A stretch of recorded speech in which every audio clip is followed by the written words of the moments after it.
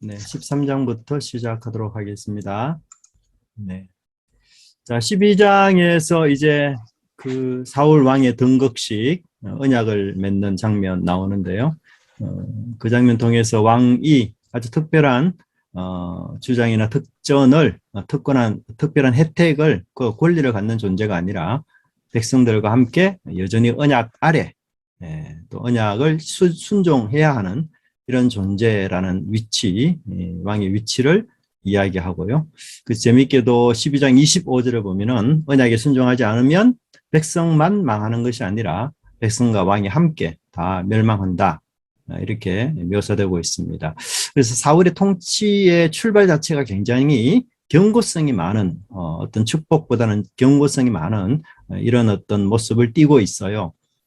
그래서 약간의 불안한 기운을 우리가 감지할 수 있고 이어서 13장에서 바로 사울이 불순종하는 그런 모습들을 나타내고 있습니다. 그래서 13장은 이제 사울의 불순종을 앞뒤로 감싸면서 그 가운데는 요나단의 순종 혹은 성공이 대주되고 있습니다. 그래서 사울이 과연 왕으로 적합한가?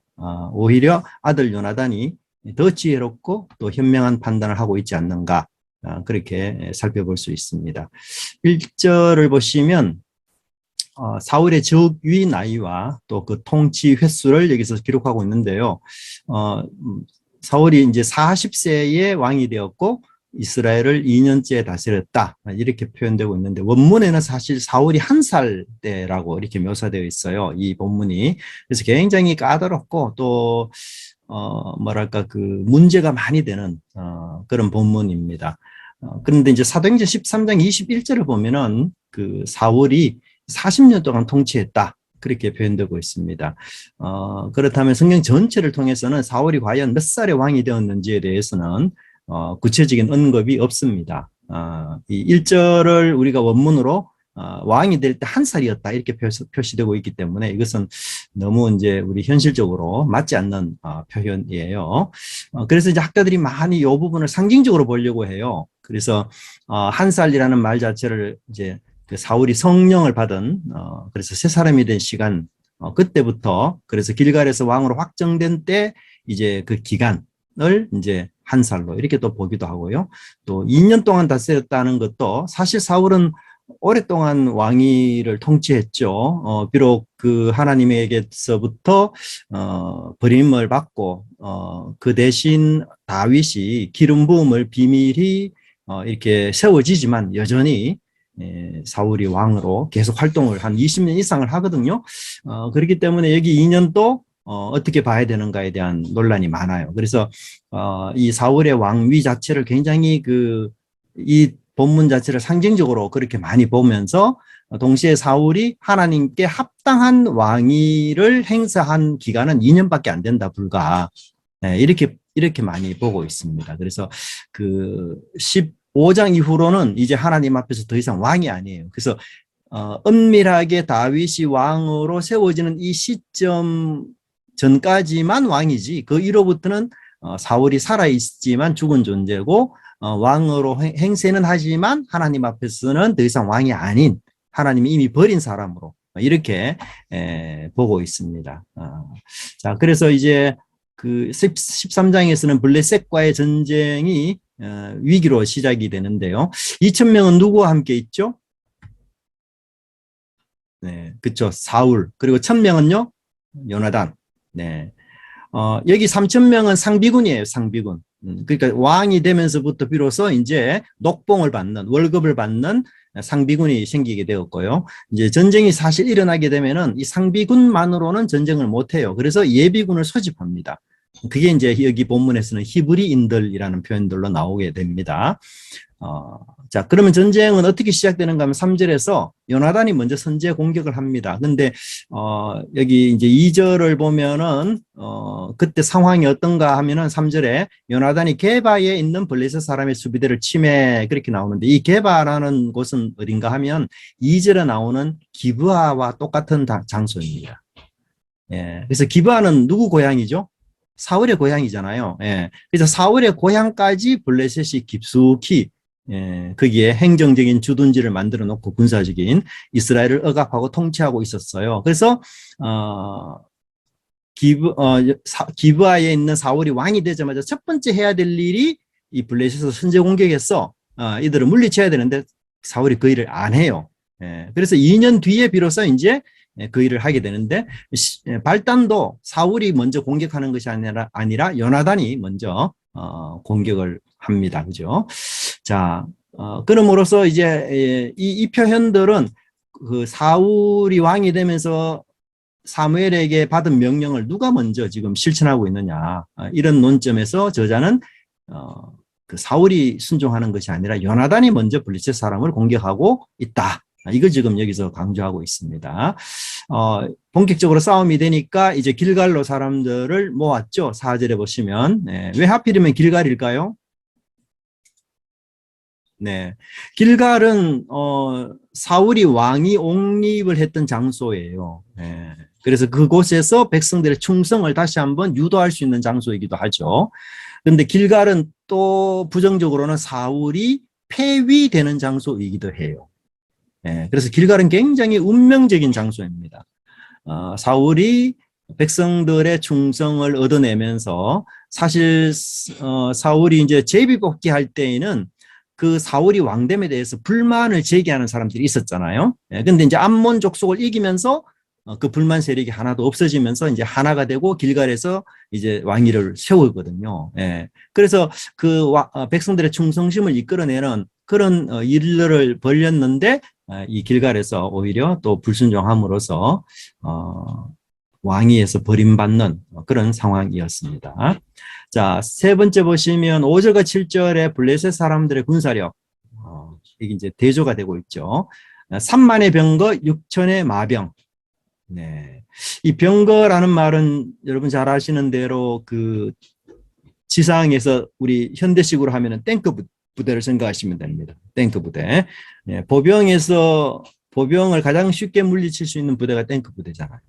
이 병거는 탱크 부대입니다. 그런데 3만 정도는 아니라고 학자들이 많이 봐요. 숫자가 너무 많다. 그래서 한 3천 정도로 많이 보는데요. 왜냐하면 병거는 세 사람이 한 팀이 되어서 달려요. 그래서 말 한 2마리 정도 끌고요. 말을 끄는 사람 한 사람이 있고 운전수. 두 번째는 화살을 쏘는 사람이 또 한 사람이 있어요. 그래서 병거 타고 계속 화살을 쏘고요. 그다음에 그 병거를 공격하기 위해서 이렇게 날아오는 화살들이나 무기를 막는 이 방패를 잡는 사람. 이렇게 3인 1조가 돼가지고 이 병거를 몰거든요. 그래서 3만 같으면 추정하면 9만 명 이상 되고요. 숫자가. 그죠? 곱하기 3 해야 되니까. 그래서 숫자가 너무 많다라고 보고, 그 당시 이제 그 주변의 여러 나라, 아수르라든지 뭐 대단히 많은 나라들도 이 정도의 병거를 가지고 있지는 못했어요. 그래서 아마 3천 정도로 보는데, 여하튼 뭐 군사력에 있어서는 지금 최고 수준이다. 오늘날 같은 뭐 미국 정도로 최고 수준이다. 그 정도로 이렇게 볼 수 있고요. 그래서 이스라엘이 사기가 너무 죽어버렸어요. 그래서 뭐 5곳, 하여튼 숨을 싣는 모든 곳은 다 숨는 두려움에 빠져서 엄청난 그런 모습을 가지고 있고요. 이것을 이제 우리 11장의 암몬과의 싸움을 비교해 보면 어떻습니까? 굉장히 많이 사기가 저하되었어요. 그죠? 암몬하고 싸울 때는 정말 용맹스럽고 필사적으로 한 사람이 되어서 나팔을 부으니까 이제 한 사람처럼 모여들었잖아요. 그리고 암몬 족속과의 싸움에서는 하나님의 신이 크게 감동을 했어요. 근데 여기는 그런 징조가 지금 하나도 나타나지 않습니다. 자, 그 다음에 이제 8절을 보시면 이제 사울이 1일 동안, 7일 동안 기다렸지만, 요 7일이 이제 우리 10장 8절과 사실 연결되는데, 어떤 의미에서 벌써 2년이 벌써 지나버렸거든요. 근데 저자가 2년 전의 내용을 여기 왜 기록하느냐. 아마도 이제 문학적 어떤 의미를 주고 있다. 그래서 2년 전에 사무엘이 사울에게 길갈로 내려가서 전쟁할 때에 나를 기다리라 7일 동안. 그렇게 해서 내가 하는 얘기를 듣고 전쟁을 하라. 이게 이제 사울에게 한 명령인데 뭐 그런 일이 일어나지 않아 봤죠. 그래서 다시 이런 일이 생겼을 때 이제 똑같이 사울이 먼저 행동하려고 하지 말고 사무엘을 기다리고 왕은 원래 하나님의 말씀을 듣는 자이기 때문에 그리고 하나님의 말씀은 사무엘을 통해서 나오기 때문에 사무엘이 올 때까지 기다렸다가 행동하라. 이런 뜻이죠. 그런데 오지 않았다. 그렇게 표현되고 있습니다. 그렇게 함으로써 이제 그 사울의 문제점을 많이 이야기하고요. 10절에 보면 사울은 뭐 만나자마자 축복 문안 인사를 하지만 사무엘은 인사도 받지 않습니다. 그래서 왕이 행한 것이 무엇이냐라고 오히려 꾸지람을 하고요. 11절, 12절에서 사울이 핑계를 하긴 합니다. 물론 자기는 나름 최선을 다했다. 그래서 이제 객관적인 상황을 셋으로 나누어서 설명하는데, 첫째는 백성들은 흩어지고, 둘째는 블레셋 사람이 모여서 엄청나게 해변의 모래가처럼 모여서 공격하려고 하고 있었고, 세 번째로 가장 중요한 당신이 오지 않았기 때문이다. 네, 그렇게 표현되고 있습니다. 또 길갈로 내려올지도 모르고 하나님께 내가 은혜를 간구치 못했다는 사실 때문에 이 제사를 드렸다. 직접 그렇게 표현되고 있습니다. 그래서 사울은 사실 이제 왕권은 물론 사울이지만 제사권은 이 제사장인 사무엘이 갖고 있기 때문에 이것을 이제 왕이 함부로 권한을 가지고 제사를 집행할 수가 없습니다. 이것은 이방 나라에서는 그게 가능할지 몰라도 그 신정과 종교가 아주 이렇게 분리되어 있는 이스라엘 안에서는 이렇게 불가능한 일인데요. 사울이 그런 일을 했고, 심지어는 이 일들이 전부 이 하나님을 수단으로 이용하는 그런 모습들을 보여주고 있습니다. 또 사울의 표현을 보면 굉장히 자기중심적인 생각들이 많아요. 그래서 거기 보시면 11절에 백성은 내게서 흩어지고, 그 다음에 12절에도 보면은 블레셋 사람이 나를 치러 길갈로 내려오겠거늘 내가 여호와께 은혜를 간구치 못하였다. 자기 자신에 대한 이 집중 때문에 오히려 객관적인 마음을 유지할 수가 없었던 것이었죠.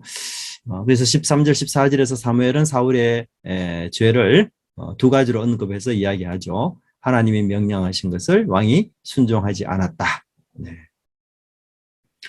그래서 이게 그러면 하나님이 이 사울에게 구체적으로 하신 명령이 뭐지? 이렇게 우리가 보면 사실 이게 좀 찾기가 어려워요. 근데 왕과 하나님 사이에 가장 본질적인 어떤 위치, 명령, 그것은 왕은 항상 하나님의 신하로서 하나님을 왕으로 섬기고 하나님의 말씀을 듣는 위치에서 권력과 권한을 행해야 되는데 그 위치에서 그가 벗어났다는 것, 이것이 가장 큰 문제, 아주 근본적이고 본질적인 문제였다. 그렇게 볼 수 있습니다.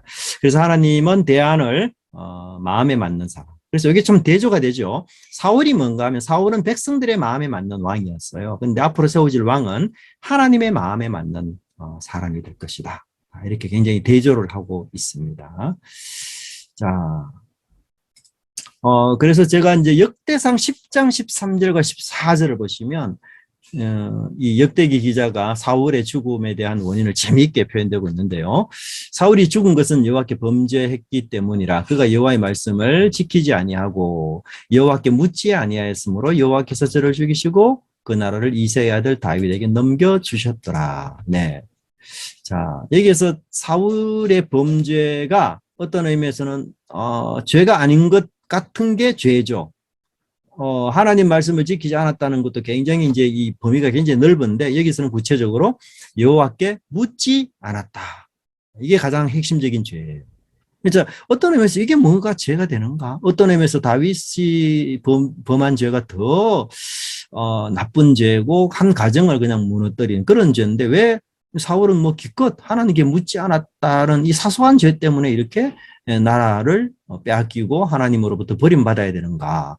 우리가 그렇게 좀 의문시할 수 있는데요. 이것이 이제 그 하나님 나라의 가장 중요한 원리죠. 그래서 하나님께 묻는다라는 말 자체는 뭔가 하면 하나님을 주인으로 왕으로 섬긴다 이 말이죠. 그래서 사울이 하나님께 묻지 않는 것은 곧 누구를 찾아가는가 하면 우상을 찾고 그다음에 신들린 여인을 찾는 거예요. 사실은. 그래서 우리 인간이 뭐 마치 자립적인 존재인 것 같고 뭔가 내가 결정을 하고 독단적으로 행동하는 것 같지만 실제로는 내가 하나님을 믿지 않으면 세상에 영향을 받아서 세상의 생각으로 가지고 결정하고 그다음에 그 세상을 따르는 거지 내가 무슨 주체성이 있어가지고 뭔가를 결정하는 건 절대 아니거든요. 네. 그렇기 때문에 우리가 하나님의 영향을 받고 살지 아니면 세상의 영향을 받고 살지는 뭐 우리 속에 늘 있는 문제이기 때문에 하나님께 묻는 것 이게 정말 중요하다는 것 우리가 표현되고 있어요. 그래서 사울과 달리 다윗은 하나님께 늘 질문하는 자로 전쟁 때마다 그런 모습들을 나타내고 있습니다. 자, 블레셋 사람들이 이제 노략질을 하기 시작하는데요. 15절에 보면은 사울과 함께한 군사가 몇 명인가 하면 이제 600명밖에 남지 않았어요. 그죠? 네, 다 떠나버리고 다 도망가버리고 원래는 사울과 함께한 사람이 몇 명이었어요? 2,000명이었잖아요. 상비군이. 예. 근데 상비군조차도 그냥 겁이 나가 다 도망가버려. 예비군은 뭐 말할 것도 없고. 그러니까 600명밖에 남지 않았어요. 근데 이제 11장 암몬과의 전투라든지 15장 아말렉과의 전투 때에는요, 굉장히 많은 숫자가 모였어요. 암몬과의 전투에서는 적어도 33,000명이 있었고, 아말렉과의 숫자에서는 21만 명이 동원이 됐어요. 그런데 이 13장에서 블레셋과의 전쟁을 앞두고 사울의 부대가 이렇게 600명밖에 없다라는 것은 뭐예요?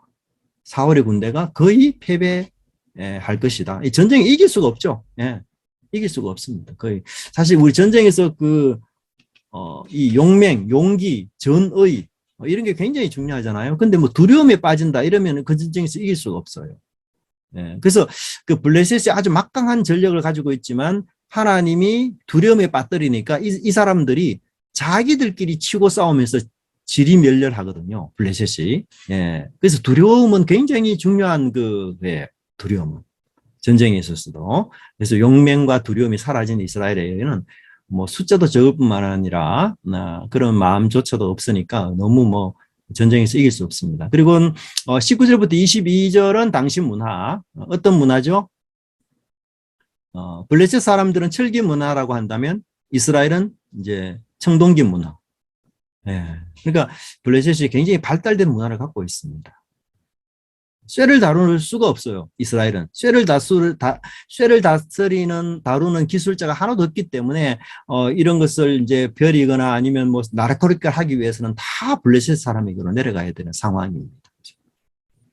그리고는 철제 무기를 가진 사람은 오직 요나단과 사울만 있어요. 네. 그러니까 사실 이거 뭐 어떤 걸 비교해도 이 전쟁에서 이기기는 진짜 너무 어렵다, 불가능하다라는 사실을 13장까지 보여주고 있어요. 자, 14장에 보시면 이제 600명으로 줄어드는 이 군대를 가지고 좀 어떻게 해야 반전이 일어날까. 이때 요나단이 이런 여러 불리한 상황 속에서 믿음을 통해서 반전이 일어나고요. 이 14장이 결국은 요나단의 영웅 요나단을 부각시키면서 동시에 사울의 통치가 실패로 끝날 수밖에 없었던 이런 모습들을 기록하고 있습니다. 자, 1절에서 요나단의 첫 대사는 뭐죠? 네, 건너가자. 네, 1절에서. 자, 제가 저번에 설명을 할 때 우리 내러티브 볼 때 등장하는 인물의 첫 대사가 굉장히 중요하다라고 이야기했는데 이 요나단의 첫 대사와 사울의 첫 대사를 비교해 보면 굉장히 대조가 돼요. 요나단의 첫 대사는 건너가자라는 굉장히 이제 용맹, 진취, 적극적이고 아주 믿음 있는 행동을 묘사하고 있다면 사울의 첫 대사는 돌아가자. 그래서 조금은 뭐랄까요? 우유부단함. 이런 것들을 여기서 묘사되고 있습니다. 그래서 이런 표현들을 통해서 요나단의 성격을 우리가 이야기해주고 있고요. 2절과 3절을 보시면 사울 주변의 배경을 지금 제공하고 있어요. 무엇이 있죠? 사울 주변에는 석류나무, 그 다음에 600명 가량의 군사와 제사장과 에봇. 네. 자, 쉽게 말하면 사울 주변에는 종교적인 것과 군사적인 것이 굉장히 그 주변을 이렇게 둘러싸고 있어요. 그렇죠? 근데 요나단의 주변은 요나단과 무기를 든 병사 하는 사람밖에 없어요. 그렇게 비교돼야 되거든요. 그래서 실제적으로 전쟁을 한다면 사울이 훨씬 유리한 입장이죠. 에봇도 있죠. 제사장도 있죠. 예. 그죠? 뭐, 좀 힘들지만 그래도 군사 600명이 있잖아요.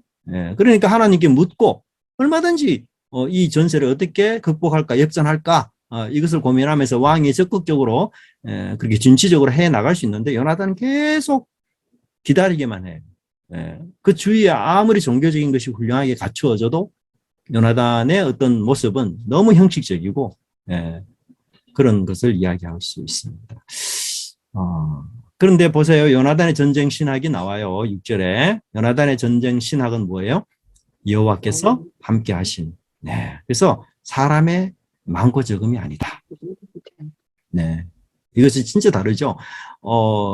아무리 그 하나님적인 배경이 많은 사울이라 해도 사울은 거기서 꼼짝도 달싹도 하지 않고 있는 그런 측면인데 요나단은 그런 것이 하나도 없음에도 살아있는 믿음으로 오직 하나님께 이 전쟁을 어떻게 역전시키려고 애쓰는 굉장히 놀라운 것들을 우리가 볼 수가 있고요.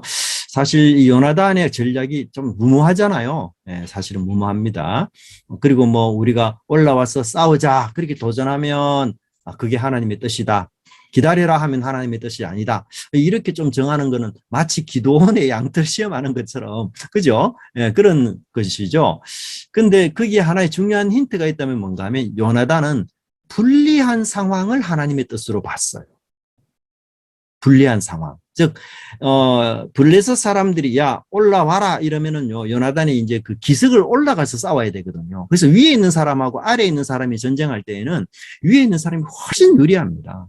그렇잖아요. 이제 올라가는 사람은 굉장히 불리하죠. 다 노출돼 있으니까. 근데 요나단은 하나님의 뜻을 더 불리한 걸로 해석을 해요. 그래서 이 어려운 상황 속에서도 하나님께서 도와주실 거라 그렇게 믿고요. 반복되는 말이 6절, 10절, 12절을 보시면 여호와께서 우리를 위하여 일하실까? 여호와께서 그들을 우리 손에 넘기셨다. 여호와께서 그들을 이스라엘 손에 넘기셨다. 이렇게 세 번이나 하나님에 대한 절대적인 믿음을 가지고 도전하고 있음을 우리가 볼 수가 있습니다. 네. 그래서 여기서 저자는 그 사울과 요나단을 아주 뚜렷하게 대조하고 있습니다.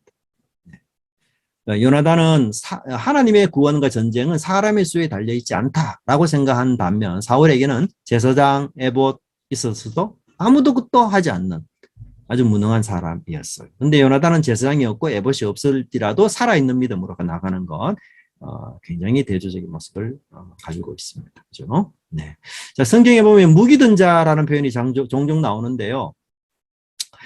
이 사람들은 이제 장수를 위해서 자기가 섬기는 한 장수를 위해서 다양한 무기를 가지고 있는 그런 사람이었어요.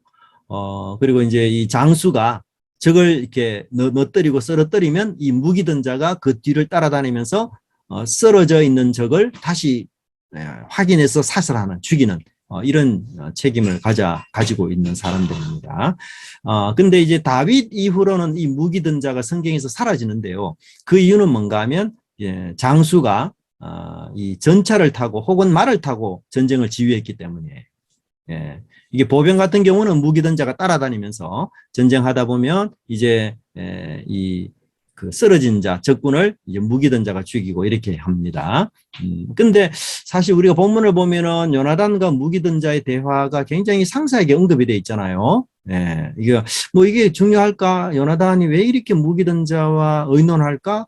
그냥 전쟁은 하나님께 속한 거다 이렇게 하고 자기가 독단적으로 결정해서 이렇게 나를 따라라 이렇게 해서 그냥 무기든 자의 의견하고 관계없이 그냥 전쟁하면 되는데 의견을 주고받기도 하고 또 무기든 자도 적극 지지하고 이런 묘사가 뭘 지금 의도할까? 그걸 좀 따져보면 내중에 다윗이 무기든 자가 되거든요. 누구의 무기든 자가 되는가 하면 사울의 무기든 자가 돼요. 다윗이 원래는 궁중 사울을 치료하는 음악가로 이렇게 나갔다가 다시 이제 사울의 마음에 너무 흡족하게 들어가지고 사울의 무기를 드는 자가 돼요. 아주 신뢰하는 사람이죠. 자신의 무기를 들게 하는 사람은 엄청. 그래서 앞으로 다윗과 요나단이 여기에 나오는 무기든 소년과 이렇게 절친인 것처럼 그런 것으로 연결될 것을 암시해주는 이런 묘사도 될 수가 있습니다. 자, 이제 이런 선제 공격 때문에 그 블레셋 사람이 한 20명 가량이 죽어버렸습니다.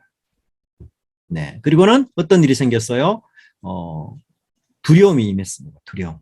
심지어 땅도 흔들렸어요. 여기 땅의 흔들림은 이제 하나님의 역사를 뜻하고 있습니다. 네. 그래서 하나님이 마침내 전쟁에 직접 참여하셨고요. 네. 그리고는 공포와 두려움이 임했습니다. 자, 2-1번 보십시오. 사울이 요나단과 무기든 자가 없어졌음을 안 이후에 뭘 찾습니까?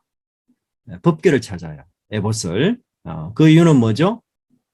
이게 하나님의 뜻입니까? 아닙니까? 이제서야 그것을 알아보려고. 예. 상황 판단은 굉장히 늦죠. 왜냐하면 지금 요나단이 위험에 빠질 수도 있거든요.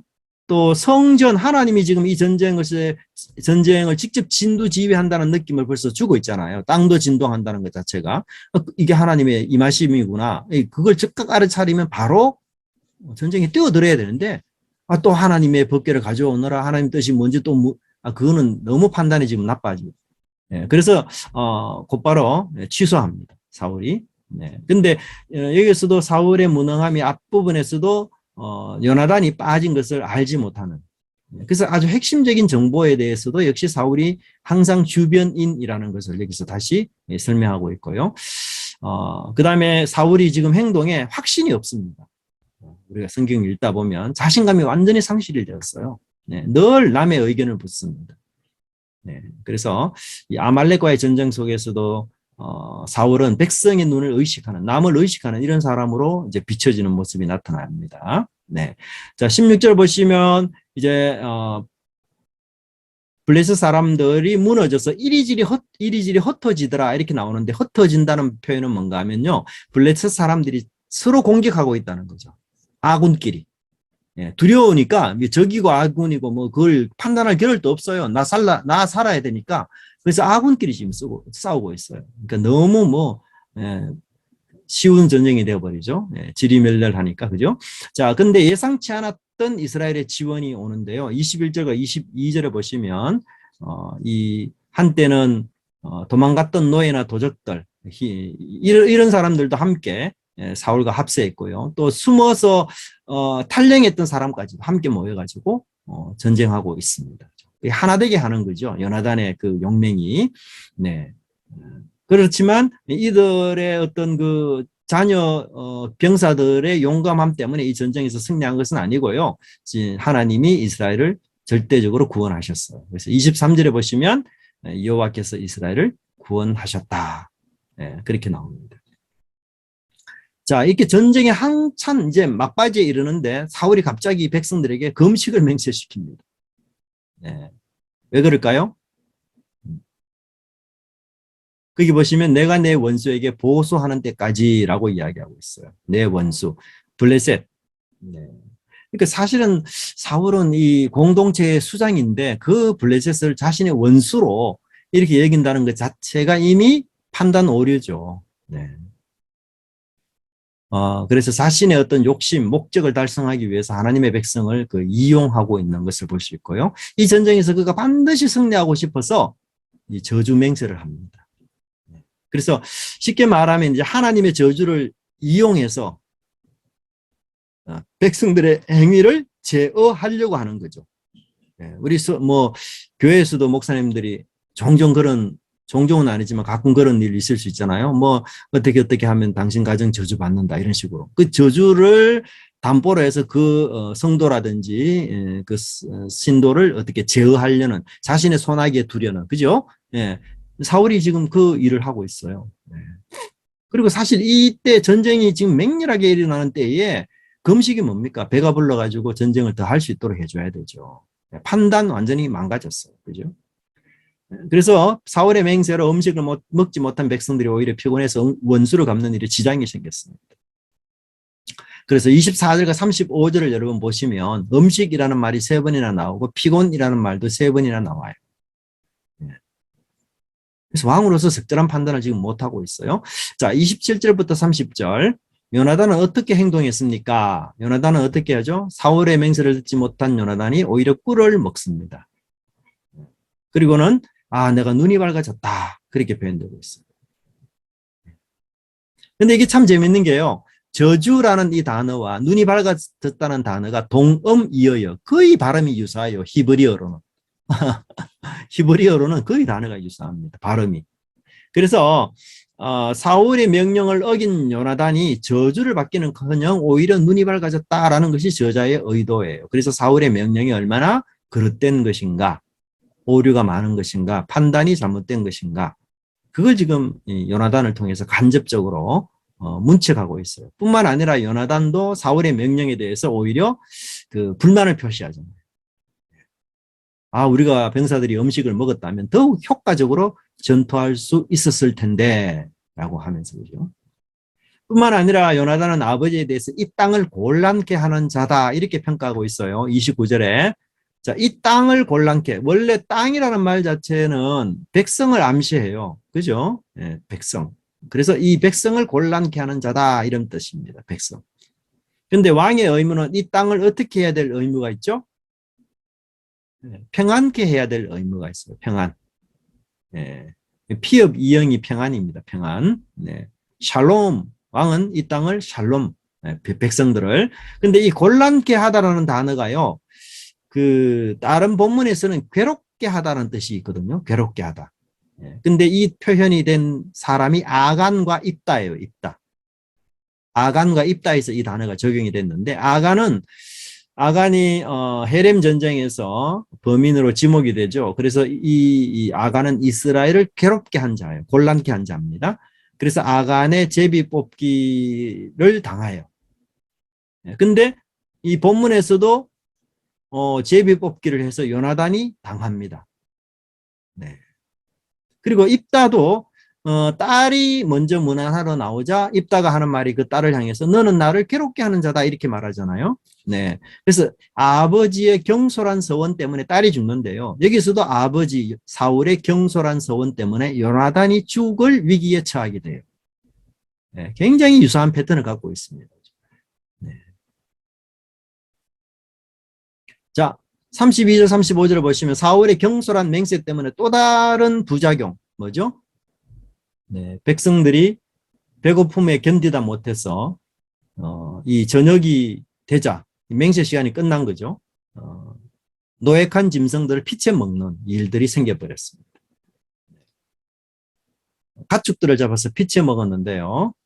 이 율법에 의하면 피채 먹으면 안 되죠. 네. 그래서 사울이 어떤 해결책을 제안하는가 하면 큰 돌을 가지고 오라. 왜냐하면 이제 큰 돌 위에서 짐승을 도살하면 피를 완전히 빼낼 수가 있어요. 예. 그래서 그 돌 위에 짐승을 잡아서 피를 뺀 채 빼고 난 뒤에 이제 먹도록 그렇게 했습니다. 그리고 이제 예루살렘 성이 세워지기 전까지는 뭐예요? 이스라엘 백성들이 우리 지난번 레위 공부할 때에 이스라엘 백성들이 고기가 먹고 싶을 때는 어떻게 해야 됩니까? 반드시 하나님께 제사를 드리고 먹어야 돼요. 그죠? 네. 그래서 그 제단에 대한 얘기가 나오고 있습니다.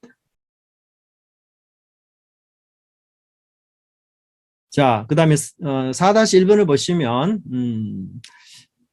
사울은 이제 밤새 블레셋군의 패전병을 소탕하기를 원했고 그 군사들도 기꺼이 동의했습니다. 근데 이제 이게 하나님의 뜻인가 아닌가를 묻자라고 누가 제안을 하는가 하면 제사장이 제안을 합니다. 네. 근데 이제 이런 표현도 정말 제사장이 이 하나님의 뜻에 대해서 관심이 있어서 이렇게 묻는 거냐, 그런 것보다는 오히려 이 아히야가 사무엘을 대체하는 제사장이다라는 것을 보여주기 위한 그런 행동으로 볼 수가 있어요. 굉장히 정치적인 목적이 깔려 있는 그런 부분입니다. 하나님의 응답을 결국 듣지 못하죠. 그래서 사울이 이제 죄인을 찾기 위해서 제비뽑기를 합니다. 여기서 또 맹세해요. 네. 근데 그 맹세가 뭐죠? 이 아들이라도 반드시 죽을 것이다. 네, 먹는 사람은 또다시 그렇게 저주를 합니다. 그죠? 네.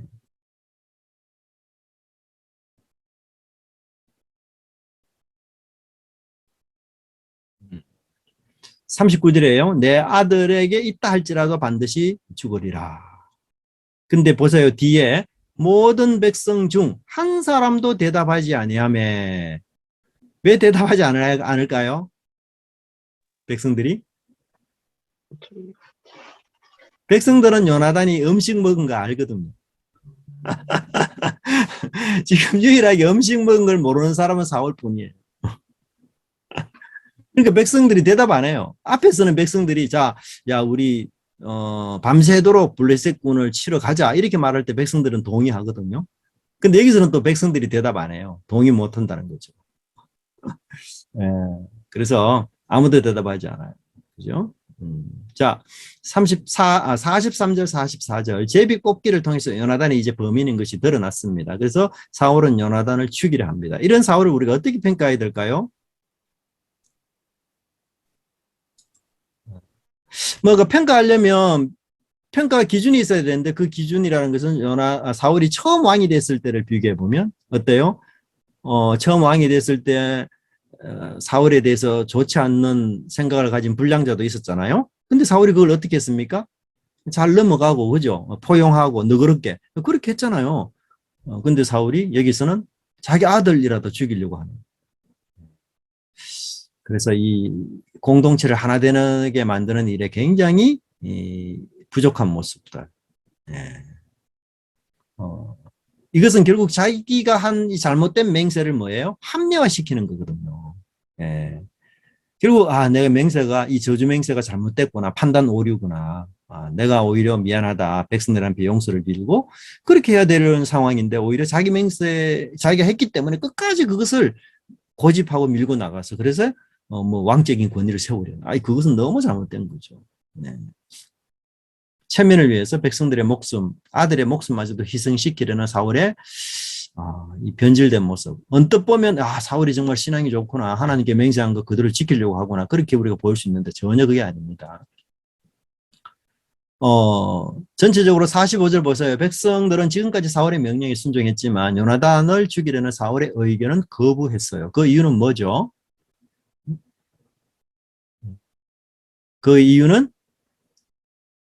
요나단이 하나님과 함께 있기 때문이었어요. 백성들이 오히려 더 현명하고 합리적으로 결정을 내리죠. 그래서 자신의 목적, 체면을 위해서 하나님의 이름을 남발하면서 저주 맹세를 한 사울과 대조적으로 백성들은 사울의 행동에 냉정하고 합리적으로 대응하고요. 그래서 오히려 요나단을 적극 지지해서 생명을 살립니다. 전반적으로 이 14장에서는 어떤 느낌이 듭니까? 하나님이 정말 사울과 함께 하시는가? 아니죠. 누구와 함께 하죠? 요나단이 하나님과 함께 하고 있구나. 이걸 지금 느끼도록 만들고 사울이 왕으로서 그 중요하고 아주 결정적인 그 전쟁에서 그 판단, 결정 그 굉장히 중요하거든요. 제가 그 진주만 사건이라든지 일본이 이제 미국을 공격했지 않습니까? 기습 공격. 그 이후에도 전쟁이 많이 일어났는데요.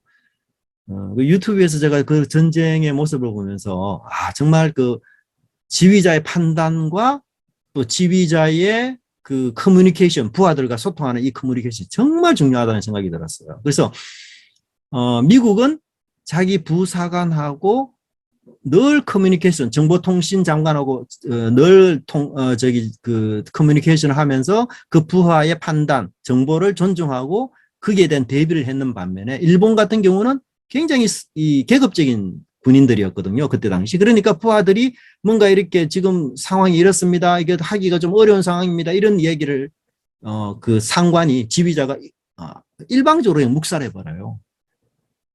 그래서 이제 의뢰를 바꿔야 되는데 이 의뢰 바꾸는 게 굉장히 시간이 많이 걸리는가 하더라고요. 근데 뭐 그걸 바꾸는 동안에 시간이 너무 지체돼가지고 함정이 타격을 받아가지고 그냥 거기서 아주 그 함정이 그냥 박살이 나버려요. 그래서 전쟁에서 지는 그런 경우를 제가 봤거든요. 그러니까 이게 참 그 전쟁은 굉장히 그 일촉즉발, 전 시간이 중요하고 정말 그 결정을 빨리빨리 맺어야만 이 전세나 전쟁의 어떤 그런 상황이 달라지는데 거기에 대한 어떤 판단을 너무 지금 전세를 판단하지 못하는 모습들 우리가 볼 수 있습니다. 자, 15장은 왕으로서 버림받는 두 번째 사건인데요. 15장은 사무엘이 이제 아말렉 전쟁을 전멸시켜라 라는 이야기로부터 시작이 돼요.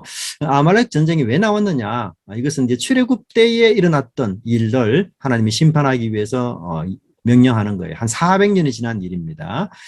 그래서 이제 사울은 하나님의 말씀을 성취하는 예언을 성취하고 예언을 이루는 그런 도구로서 부름을 받았어요. 그래서 굉장히 중요한 위치입니다.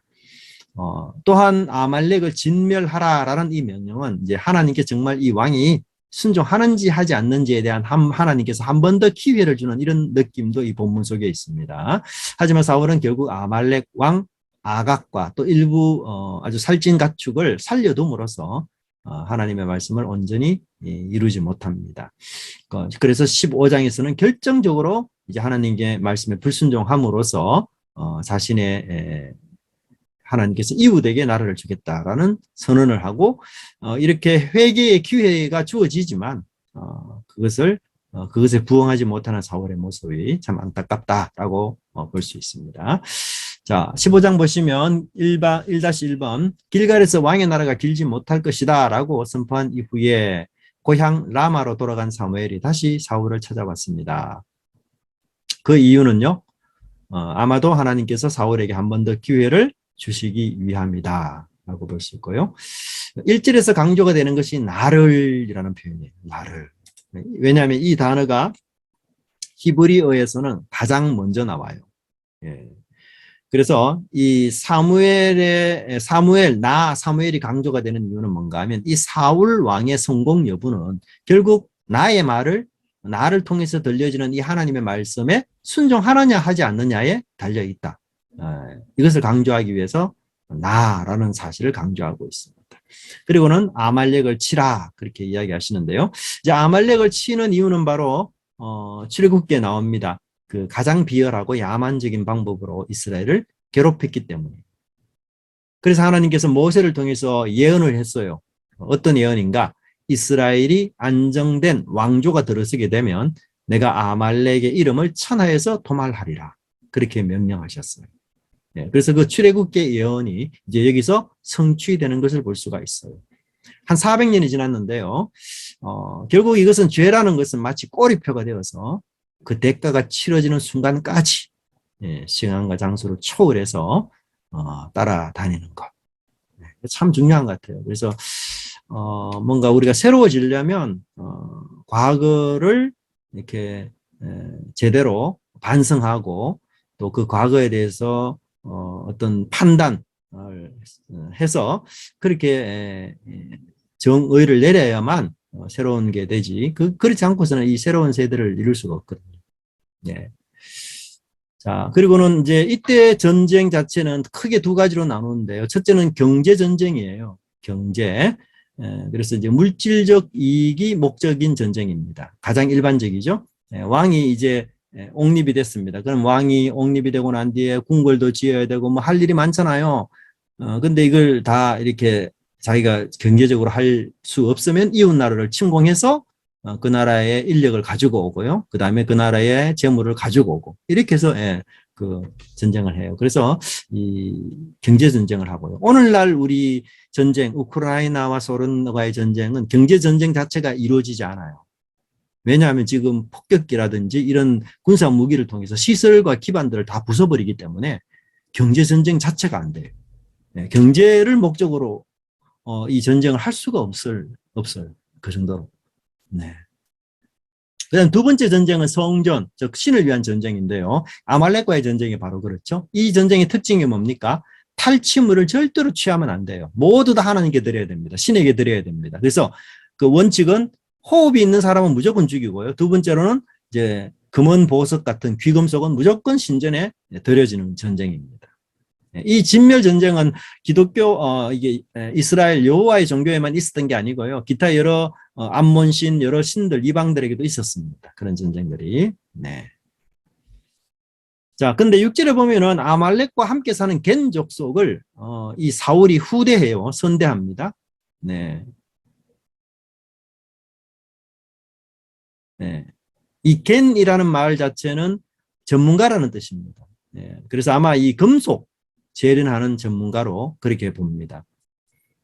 성경이 이제 겐 족속과 이스라엘 백성들 사이에 밀접한 유대 관계가 늘 있음을 이야기하고 잘 아는 대로 우리가 사사기를 보면은 시스라를 죽인 사람이 누구죠? 겐 족속 헤벨의 아내 야엘이죠. 그죠? 예. 시스라를 죽였잖아요. 네. 그리고 이제 역대상 2장 55절에 보면은 레갑 자손. 하나님께서 레갑 자손이 굉장히 충성스럽고 신실하다는 것을 예로 들어 설명하잖아요. 근데 그 레갑 자손들도 역시 겐 사람들이에요. 계속해서 그들이 장막 생활하는 것을. 그래서 이 겐 사람을 후대하는 이유는 아마도 출애굽 당시 이스라엘 백성들의 광야 생활할 때에 안내자, 길잡이가 되어 주었던 그런 은혜 때문인 것 같아요. 민수기 10장에 보면 나와요. 그래서 아말렉 족속은 옛날의 죄 때문에 죽어가고 겐 족속은 옛날의 친절 때문에 목숨을 구원받는 이런 일들이 대조가 되고 있습니다. 자, 8절과 9절을 보면은 이제 전쟁은 대승합니다. 하지만 사울은 불순종하죠. 왜요? 아각 왕을 생포합니다. 그죠? 그리고 양과 소에 살찐 것들 그런 것들은 또 남깁니다. 네. 왕을 살려둔 이유가 뭘까요?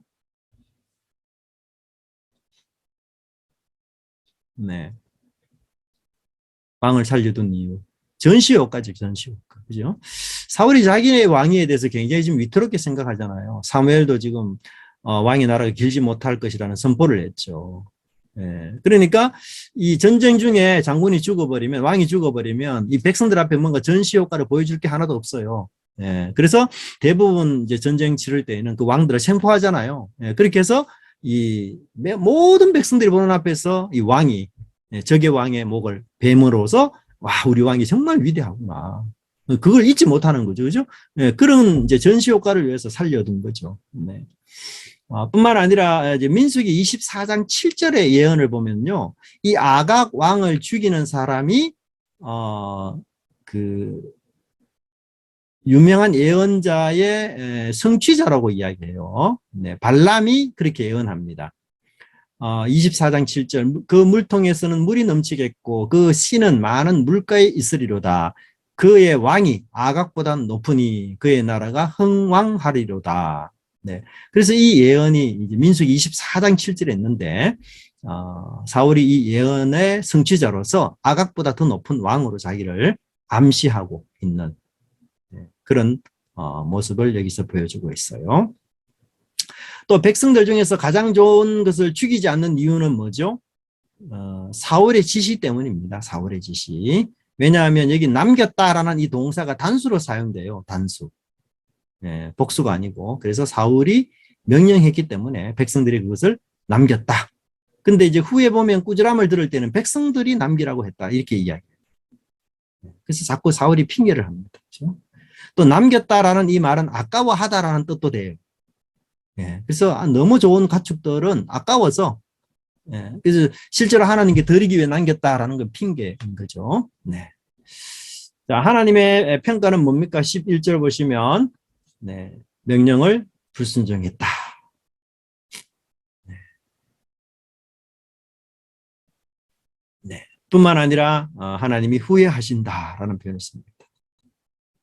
네. 왜 그럴까요? 왕이 대리 통치자이어야 하는데 오히려 주인 대신 하나님께 순종하지 않는 가장 근본적인 거죠. 그래서 주인 대신 하나님을 밀어내고 자기가 주인 되려는 이런 모습들 때문에 하나님께서 후회하셔요. 하나님이. 후회한다는 말 자체가 우리가 뭐 신인동형론으로 그렇게 이해는 많이 하잖아요. 근데 이 후회한다는 단어가 나오는 문맥을 여러분 보시면요. 후회한다고 이야기할 때에는 이미 그 저질러진 과거 일에 대한 초점보다도 후회하기 때문에 이제 내가 새로운 일을 하겠다는 것에 더 큰 초점이 있어요. 그래서 후회하시는 하나님은 우리는 후회한다 하면은 어떤 생각이 듭니까? 나는 과거를 후회한다 하면 내가 과거에 왜 그렇게 살았을까? 이런 생각만 하면서 그냥 앞으로 미래를 새롭게 산다는 생각은 잘 안 하잖아요. 근데 하나님은 그게 아니에요. 하나님은 후회한다 할 때에는 과거의 것을 하나님은 갈아엎고 이제 새로운 시작을 새로운 문을 열겠다는 뜻으로 반드시 이 단어를 써요. 그래서 하나님의 저주 중에서 가장 무서운 저주가 뭔가 하면요. 후회하지 않는다는 말이 가장 무서운 저주예요. 예. 후회한다는 말은 지금 그 과거를 내가 정리해버리고 이제 내가 새로운 사람을 세우겠다. 그래서 사울을 후회하기 때문에 다윗을 세우잖아요. 그렇게 해서 계속 그 역사가 이어가도록 하는 거거든요. 근데 내가 후회하지 않겠다 이래버리면 이거는 이제 끝이에요. 절망이에요. 그래서 하나님의 저주 중에서 가장 무서운 저주가 후회하지 않는 저주예요. 네. 그래서 예레미야 20장 16절에 그런 저주가 있습니다. 그래서 아무리 재앙이 내려도 하나님이 후회하시면 오히려 희망이 있어요. 네. 그래서 하나님의 후회가 사울에 초점이 있는 게 아니고 사울 이후 새로운 왕족 건립에 대한 초점이 있습니다. 자, 또 한편 사울의 실패는 하나님의 명예에 손상을 가져오는 거죠. 왜 그럴까요? 네, 이 예언 성취의 통로 기능을 하기 때문에 그렇죠. 그죠? 출애굽기 말씀에 대한 예언의 성취자로서 하나님께서 사울을 불렀는데 그 말씀에 불순종하는 것은 하나님의 뜻이 이루어지지 못하도록 하는 그런 것이기 때문에요. 네. 그래서 사울이 이제 12절에 보면 성전비를 세워요. 참 안타깝죠. 어디서 세웁니까? 갈멜. 왜냐하면 아말렉과의 치열한 전투가 벌어진 곳이 이곳이기 때문에 그렇습니다. 근데 사실 하나님을 위한 성전인데 왜 자신을 위한 성전비를 세우냐는 거죠. 그래서 여기서도 사울이 지금 굉장히 자만하고 교만했던 모습을 볼 수가 있어요. 전체적으로. 예. 자, 이 성전비라고 번역된 단어는 본래 손을 뜻해요. 손. 사람의 손. 네. 그래서 하나님의 손으로 이긴 이 전쟁을 사울이 자신의 손으로 이 전쟁에 이겼다라고 기념비를 세운 거예요. 그래서 이 하나님을 떠나 독립적인 통치자로서의 출발을 암시하고 있습니다. 네.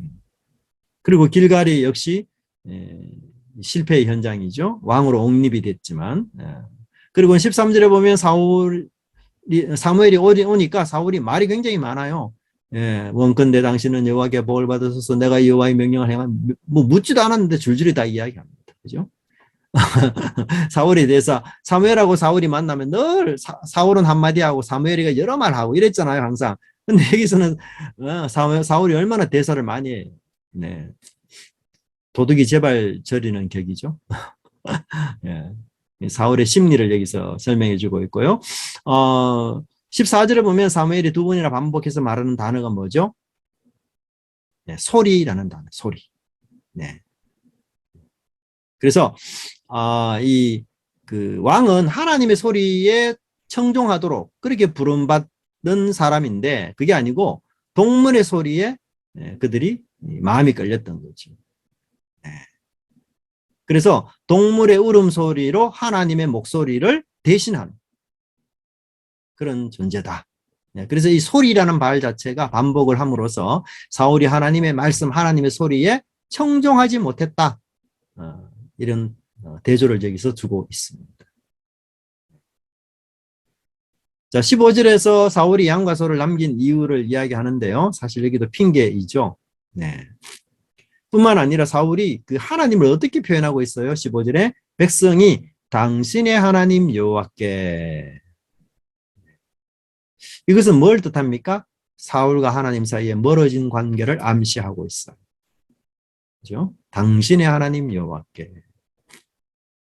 이제 사울이 지금 사무엘과도 멀어지고 있을 뿐만 아니라 하나님과도 지금 멀어지고 있음을 이야기하고요.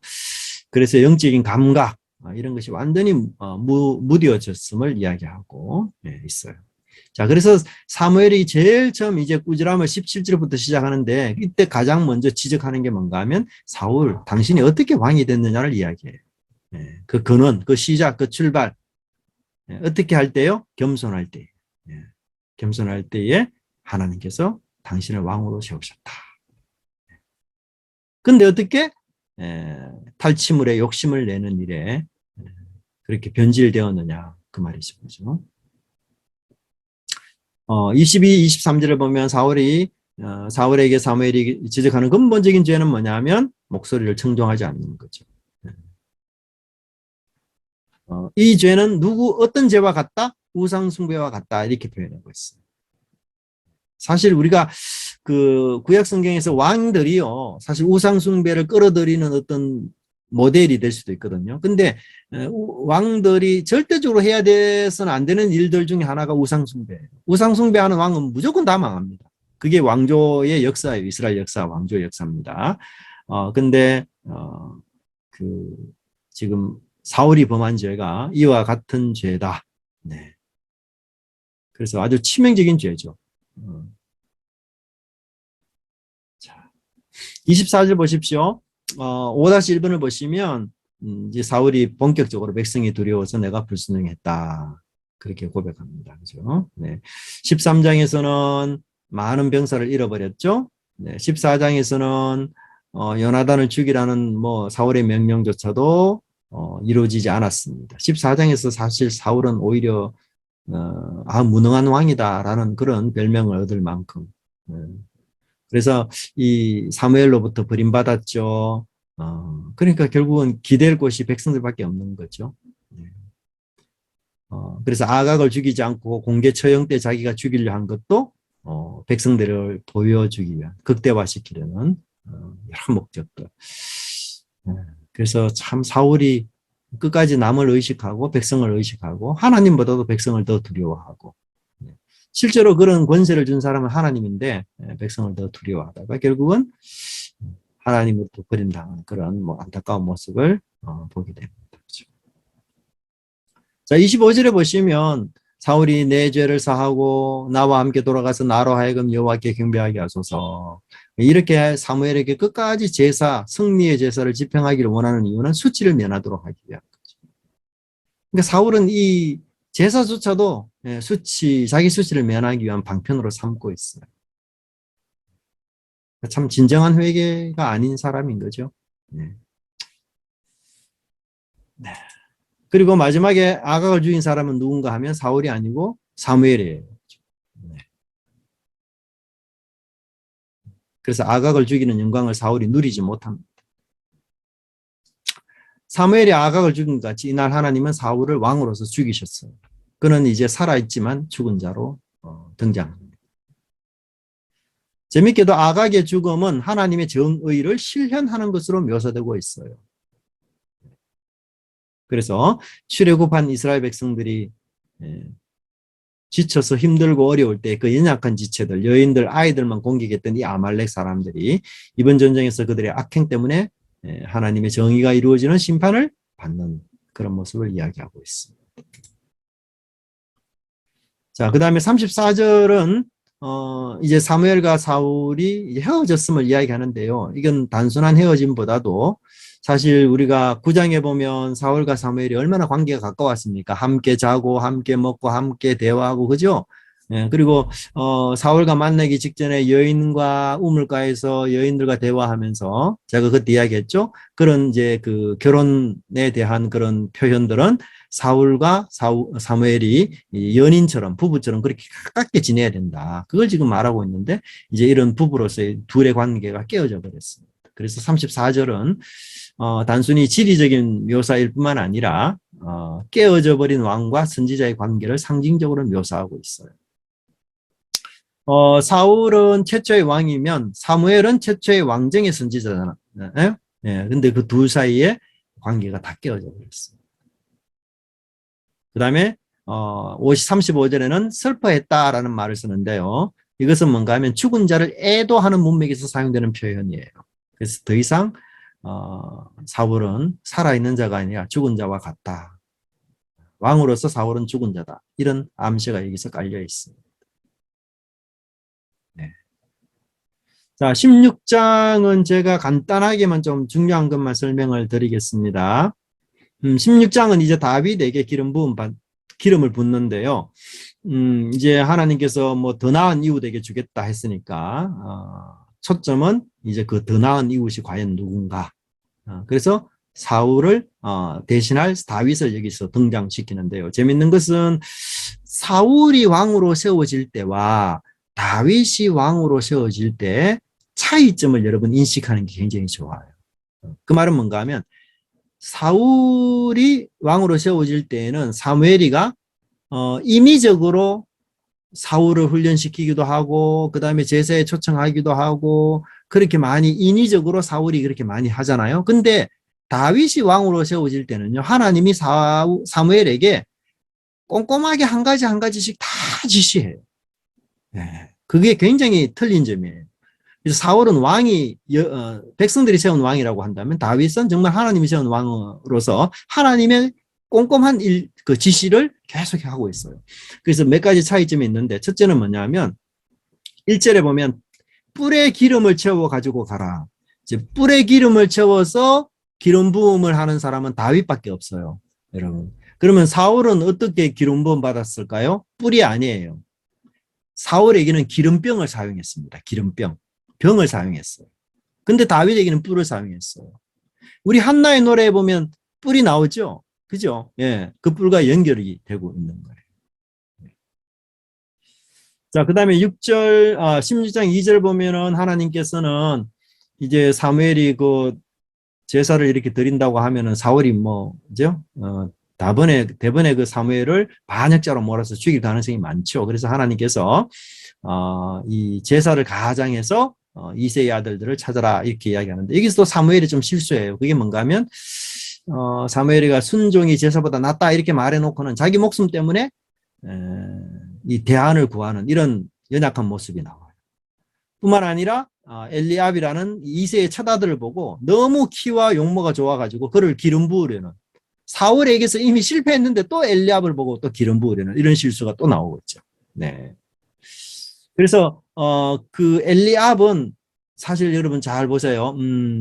16장 7절 여호와께서 사무엘에게 이르시되 그 용모와 키를 보지 말라. 내가 이미 그를 버렸노라.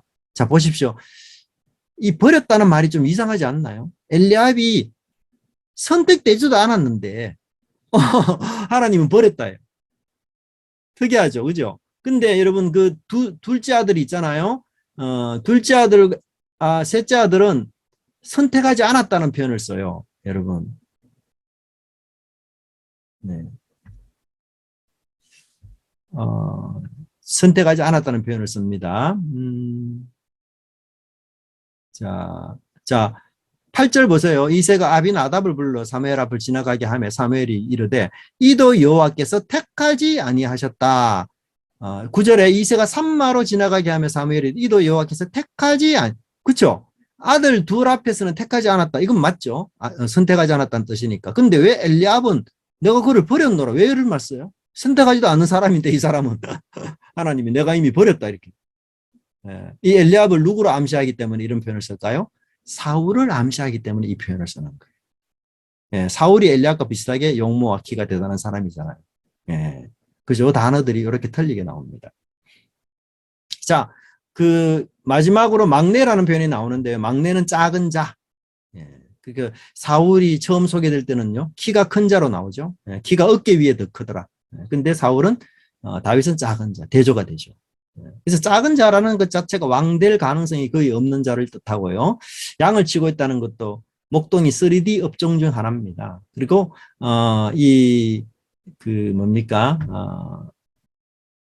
양을 친다는 것은 그리고 또 이 제사에 가족의 제사에 지금 참여하지 못했다는 것은 그가 만 20세 이하다. 그런 뜻을 가지고 있어요. 그리고 중요하지도 않은 사람이다 이런 뜻을 가지고 있습니다. 그래서 여러분 우리가 성경을 보면 다윗이 7째일까요? 8째일까요? 네. 역대상 2장에 보면요. 족보를 쭉 말할 때 다윗은 7째 아들이에요. 이새에. 근데 사무엘상 16장에 보면은 다윗에게 7 형제가 있어서 다윗은 8째예요. 네. 그래서 이거를 우리가 이렇게 맞추기보다는 저자의 의도를 살려서 원래 족보에서 7이 나올 때는 뭐예요? 가장 완전한 숫자잖아. 그죠? 예. 그걸 암시하기 위해서 의도적으로 다윗을 7번째로 넣고요. 사무엘상에서 다윗을 8째로 넣는 이유는 뭐냐면 기대 밖의 인물, 뜻밖의 인물, 전혀 예상하지 못한 그런 범죄의 사람인데 하나님께 부름받은 사람. 이런 암시가 깔려 있습니다. 그래서 그게 조금 다른 부분이 나옵니다. 네.